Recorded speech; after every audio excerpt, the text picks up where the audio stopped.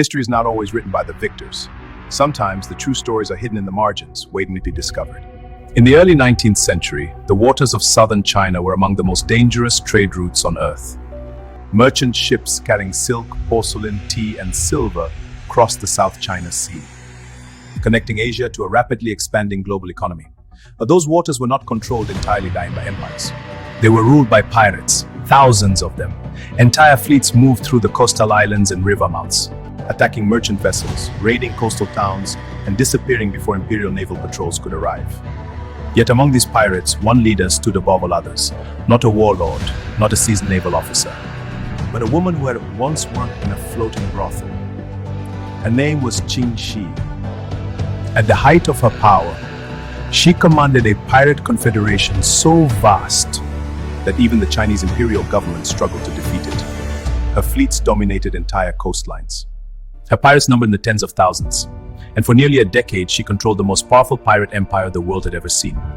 To understand how this extraordinary rise was possible, we must first understand the world of southern China at the end of the 18th century.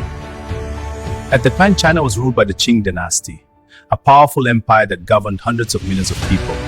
But like many large empires, its control over distant coastal regions was imperfect.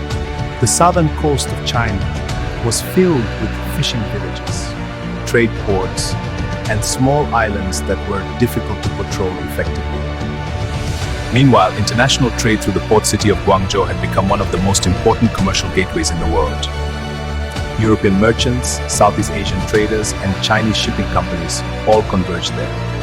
But by the late 18th century, it had evolved into something far more organized. Large pirate confederations began forming, combining smaller pirate crews into powerful fleets capable of confronting eager imperial naval forces. And it was within this world that the story of Ching Shih truly began. Little is known about the early life of Ching Shih. Historians believe she was born around 1775 and grew up in the crowded maritime communities near Guangzhou. By her early adulthood, she was working in a floating brothel that served sailors, merchants, and government officials. But this environment gave her something that many future leaders never possessed: information. She heard conversations about shipping routes. She learned which merchants were wealthy. She listened to sailors discuss naval patrol patterns and coastal defenses. In a port city full of secrets, knowledge was power. Her life changed dramatically in 1801 when she married pirate commander Ching Shih. Ching Shih was already an influential figure among the pirate confederations operating along the southern Chinese coast. Through strategic alliances and aggressive expansion, he had helped unite multiple pirate fleets into a powerful coalition. Rather than remain passive partner, Ching Shih quickly became involved in the management and strategy of the pirate organization. Together, they expanded the Pirate Confederation's influence across the South China Sea. In 1807, the Pirate Confederation faced a sudden crisis. During a storm at sea, Ching Shih died unexpectedly. Under normal circumstances, the pirate alliance would have fractured immediately. Pirate crews were often fiercely independent, and leadership transitions could easily lead to violent power struggles. But Ching Shih acted quickly. Instead of allowing the Confederation to collapse, she maneuvered politically to secure control. Her most important decision was forming a partnership with Cheng Po-tsai, the pirate captain, the adopted son of Ching Shih. Together, they consolidated power over the various pirate fleets. This was not simply a takeover. It was the creation of a new pirate empire. Under their leadership, the Pirate Confederation became one of the most organized maritime forces in the region. At its height, Ching Shih's Pirate Confederation controlled an enormous fleet. Historians estimate that it may have included more than 500 ships and as many as 70,000 pirates. The fleets were organized under a system of colored banners, each representing different divisions within the Confederation. But the real secret of Ching Shih's success was discipline. She established a strict code of laws governing the pirates. Loot had to be distributed fairly. Pirates who stole from the communal treasury faced severe punishment. Captured civilians were not to be harmed unnecessarily. and any pirate who deserted the fleet could face execution. These rules transformed the pirate confederation into something more structured than most naval forces of the time. Soon, the pirates were not just raiding ships. They were controlling trade routes.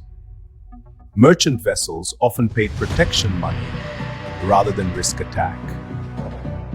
Coastal villages were forced to supply the pirates with food and resources.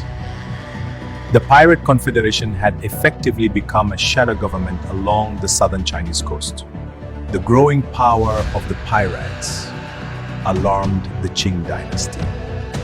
Imperial authorities launched multiple naval campaigns to destroy the pirate fleets. But these efforts repeatedly failed. The pirates knew the coastal waters better than imperial sailors. Their ships were fast and maneuverable, and their numbers were overwhelming. Even foreign naval forces were sometimes brought in to assist, but defeating Ching Shih proved far more difficult than expected. Eventually, the Qing government realized that a purely military solution might be impossible. So they attempted something unusual: negotiation. In 1810, imperial officials offered Ching Shih a remarkable deal. If she agreed to surrender peacefully, she and her followers would receive full amnesty. Thousands of pirates would be pardoned. Many would even be allowed to join the imperial navy. Ching Shih accepted. It was a strategic decision. By negotiating her surrender, she ensured her survival and preserved the wealth the Confederation had accumulated. Unlike most pirate leaders in history, she did not die in battle or at the end of a rope. Instead, she retired. She later ran a gambling house and lived comfortably for the rest of her life. History often remembers pirates as reckless criminals driven by greed and chaos. She was a strategist, a political negotiator, and one of the most successful naval commanders in maritime history.